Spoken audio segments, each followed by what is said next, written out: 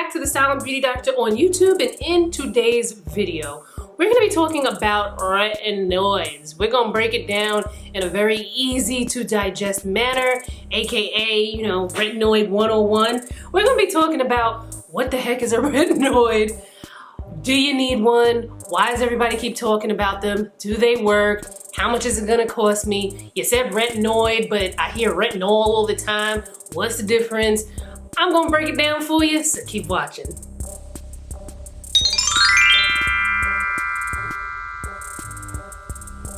Hello, hi, what's up? I'm Danielle. Welcome. We talk about skincare here on this channel on Sundays and Wednesdays, and on Friday, we talk fashion. But we go in depth with the skincare. So there's a skincare squad made up of viewers like you who review products. You get to see the progression of a product review over like 6 to 8 weeks, right? Isn't that cool? You'll see chemical peels here. You'll see in-office dermatologist procedures. You'll see videos from dermatologists, videos from estheticians. Like we all just in skin, and on Fridays we do fashion. So consider subscribing and turning on your notifications so you don't miss a thing, because we like to party in skincare. We party in skincare. So anyway, what the heck are retinoids? So retinoid is actually a catch-all. It's kind of like a family. There are different types of retinoids. Much like, it's kind of like the Wutang clan, just like the Wutang, you got the RZA, the Jizza, Old Dirty Bastard, Inspector Day, you gone. I know the rest of the members, but I forget how that line in the song goes because, it's been some time a little rusty, you know what I'm saying? But, I know there's like 9 to 10 members of the Wutang, but think of retinoids kind of like the Wutang clan. So you got your members of the Wutang squad, right? But not all of the members are created equal. Some are more potent than others. Some, it don't take long to get the party started. You just get up in there like, Wu-Tang. You got some members that, they're not as potent. They got their place. They get the job done. It may take a little while, but you're swinging in with your two-step, and after a while you get into your party. So retinoids are kind of like that in that way. Here we have the different types of retinoids, and as you can see, they vary in strength. So some are more potent than others. Some of them you're gonna have to get by prescription, depending on the country that you live in. But in the US, a lot of them you're gonna get only by prescription, and then you can get many over the counter, like retinol you can get over the counter, and adapalene you can get over the counter. You may know it as different gel. But then you're like, all right, so I get it. So there's different types of retinoids. Retinol is a type of retinoid. You got the tretinoin, which, arguably might be, kind of leaning toward the method man of the retinoids. But you might be like, all right, I got you. There's the different types and whatnot. Cool, boom. What do they do? So retinoids are amazing, and the reason why you hear retinoids, the reason why you hear about retinoids so often is because they're considered the gold standard of skincare. Like dermatologists love, not all of them, because everything's not always like 100% with everyone. They're not all gonna agree on the same things, but dermatologists tend to love retinoids because they've been around for a while. And because they've been around for a while, there have been lots of studies, there's lots of tests that prove their efficacy. So, if you're a dermatologist and some may try unique new things, but some people let's go with the tried and true. And retinoid can be that tried and true. They know it works. But what is it? Okay, it works. What does it do? So retinoids can do many things. So they can help with evening the skin texture. So if you have a rough skin texture, using a retinoid can help to smooth that skin texture over time. They can also help to fade the appearance of lines and wrinkles. Those fine lines and wrinkles. A little retinoid pop might be good for you. Some of them also help to fight acne. Some of them help to fight severe acne. I remember back in the day, we'll talk about that, my experience with being on a prescription retinoid back in the day for acne. They also can help with fading dark spots, discoloration. There's so many amazing things that retinoids can do. They also can be very helpful in an anti-aging routine. I happen to use retinol in my nighttime skincare routine to it's more of like a preventative, protective method in my skincare routine. So now that you understand that there are different types of retinoids, some are available by prescription, some are available over the counter, and you know what they do, you know, they're amazing for the skin, they do many, many things. You might be like, all right, cool, how much, and which one do I do, right? So typically the more potent, you know, the method mans, the ghost face killers of the retinoids that are available by prescription, those are the ones that generally you are going to see quicker results. Back in the day, I had, there's been times I can recall at least 2 times that I remember I had severe acne. I know there's been more than that, but I recall 2 of them. So one time I was like maybe 19, 20, and it was so bad that I wound up going to see a dermatologist because not only was the acne really bad, but it was also leaving like really bad dark spots afterwards as well. And I was like, yo, we gotta do something with this. So the doctor put me on Retin A again, which is a prescription retinoid. And man, so when you're on a prescription retinoid, sometimes what happens is, you know, something they call the purge. And the purge is kind of where it looks like things are getting worse before they get better. And man, listen, my pimples had pimples at that point when I was using that Retin A. But I was like 19, 20, I ain't care. The dermatologist also explained to me what was going to happen. So I I knew what was gonna be happening, and I knew that I had to keep going. I also had the irritation, I had the peeling of the skin. It was a whole hot mess. This was in the early 2000s though, so I don't have any pictures or videos, you know, I just have my truth, my story. But yeah, it was bad. However, those pimples and those dark spots went away quickly. I don't recall how quickly, but it was definitely less than like a month and a half, maybe less than 2 months. It went away very, very quickly. But the trials and tribulations I had to go through to get to that point. Now, when it comes to cost, at that time, I don't remember what I paid for the prescription. I think they gave me like a generic prescription, and I might have paid 25, 30 bucks, but again, we're talking about 2000. And then of course, you know, I had to use my insurance for the dermatologist visit. So when you're talking about prescription-based retinoids, the cost can be, you know, mitigated by insurance. If you don't have insurance, you know, you have to talk with a dermatologist about, you know, how much the visit is going to cost you, and then of course how much the prescription is going to cost.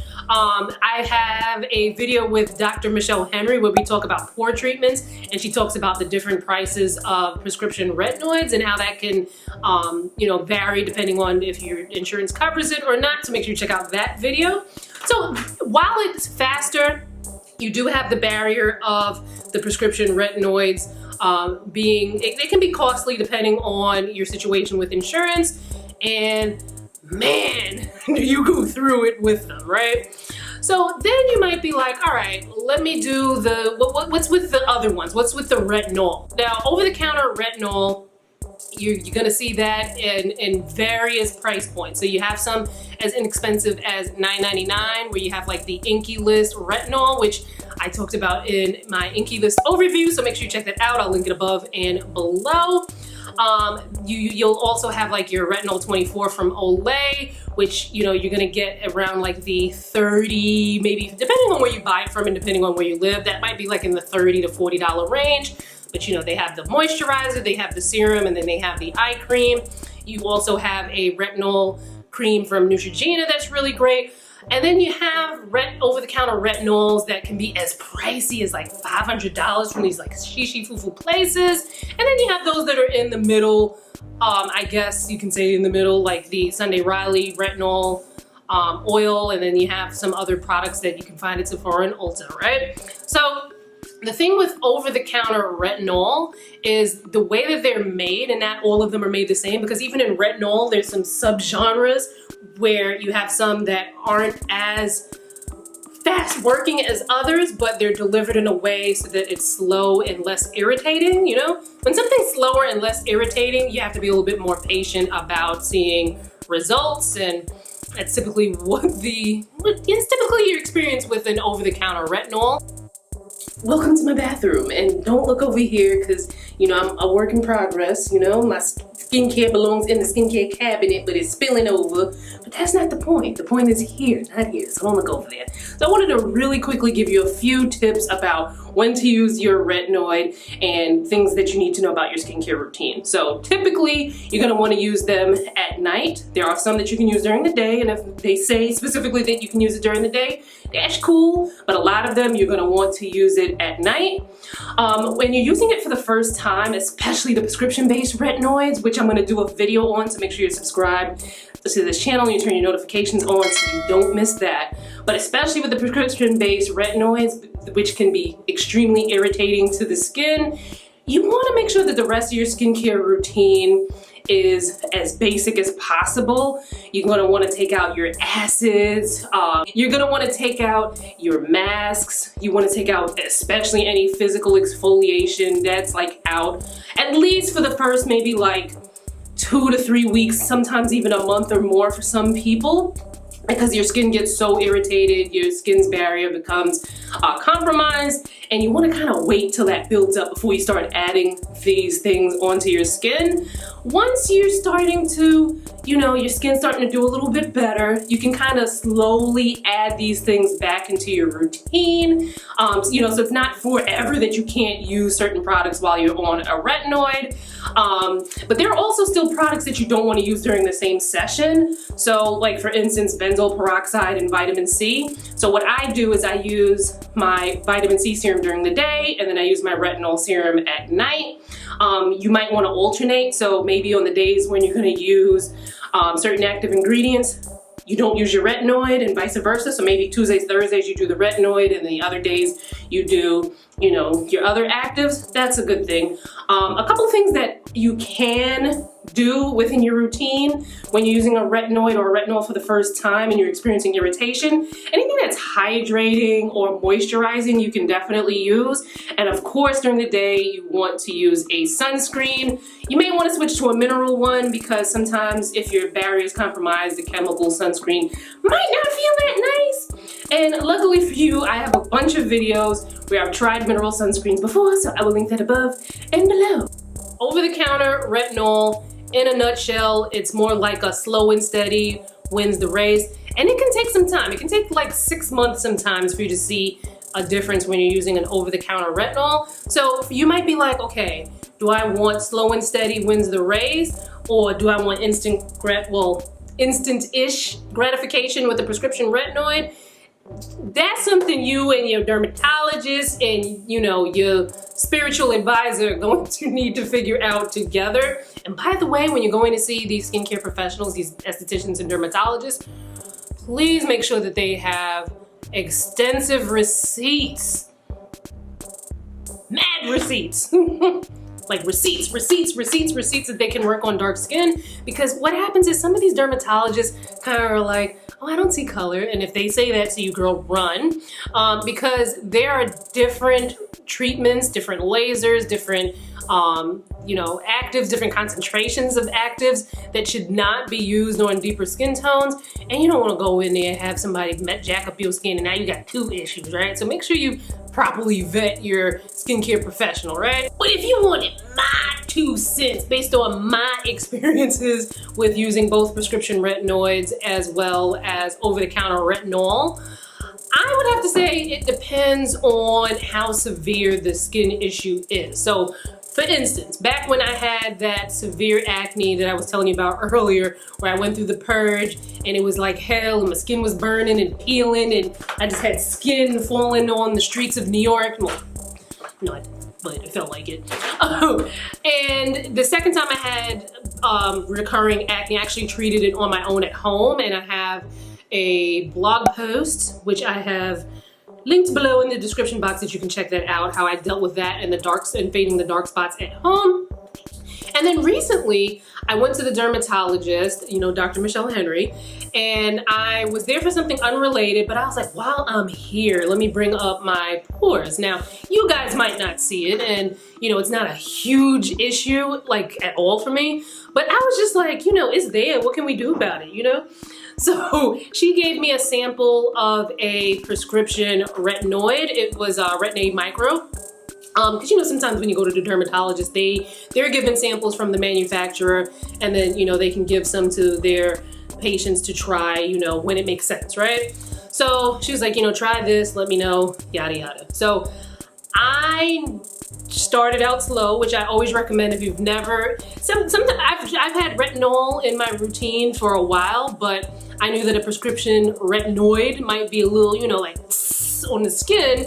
So I started out slow. I only used it a few times a week, and I still wound up having like the irritation and the peeling, and you know, it took a while for me to kind of like get my, you know, my skin's barrier to not feel so compromised. Like I would use my regular gentle cleanser that never ever would irritate me. All of a sudden I'm washing my face and it's like, ouch.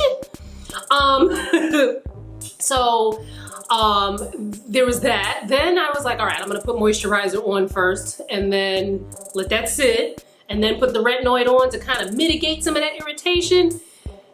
And it was still irritating. Now, the thing is, you're gonna have some of that discomfort when you're using a prescription retinoid, but for me at the time, it didn't make sense to continue using it, because although we've been home for 2 months now in quarantine, I've been on camera, not only on camera here on YouTube, but I actually filmed an episode of Dr. Phil where I was giving skincare advice on television, but in here, I'll put the link up in the description box so you can watch it.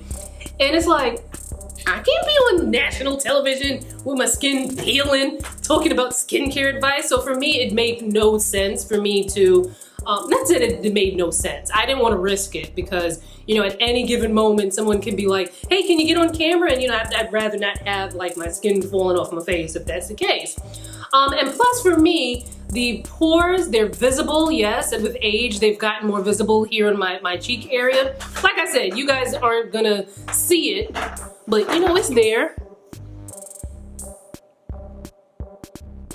But as I mentioned, it's not something that I'm particularly like feeling like, oh my God, I'm a monster because I've got these visible pores. Like, I'm good. I'll go the, you know, the slow and steady wins the race route for now. You know, maybe down the line when things are more normal and I can kind of have a sense of what my schedule's gonna be, maybe I'll, you know, give the prescription retinoid a go again. But for me, it was just like, yeah, I'm gonna stick to the Olay retinol. And I also tried the Inculus retinol, so I have a review on that. Make sure you check that out. So yeah, so based on that, I would say, you know, it's really going to depend on the skincare issue that you have and what are you trying to achieve. If you have something that's severe and you're really trying to get quicker results. Now, mind you, even being on a prescription retinoid can take some time depending on how severe your issue is. And again, you know, you want to make sure that you have that talk with a dermatologist who has receipts that they work with dark skin, because a retinoid might be one of many things that they use to treat your skin condition.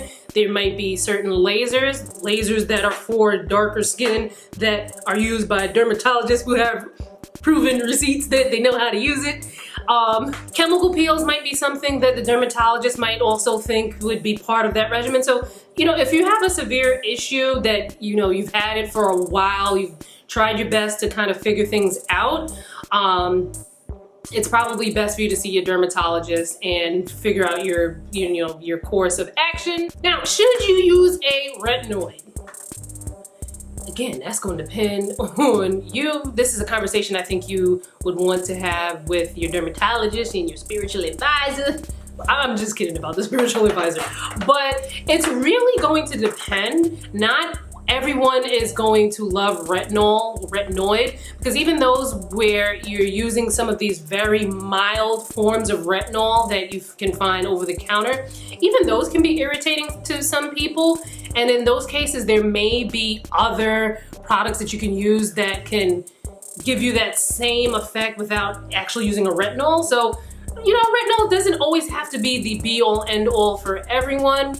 But again, in order to figure that out, I think one of the best people to have that conversation with is with a dermatologist, especially if you're dealing with something that's a severe ongoing skincare issue. So now it is your turn to do the talking. Let me know, have you ever tried a retinoid before? Whether it is a prescription retinoid or an over-the-counter retinol, let me know about it below in the comments. Was it a good experience? Was it a bad experience? Did you peel? What happened? Which product did you get? Get all chitty chatty about retinoids in the comments. If you're someone who's ever done like, you know, laser treatments or chemical peels with a dermatologist to improve your skin, let us know about that as well. We want to know. We want to know it all. So talk about it in the comments. Don't forget to check out the description box because there's going to be information if you're looking for, you know, additional information on retinoid and, you know, which one converts, how many times does it need to convert into retinoic acid and this and that and the third. Like if you want to go that in depth, check out the description box because there'll be links to videos and articles that you can check out where people have gone really in depth with that. Also in the description box you'll find links to follow me on social because when I'm not here on YouTube, I'm elsewhere on the internet sparkling my cheer. And I'll see you fine folks in my next video. Bye guys.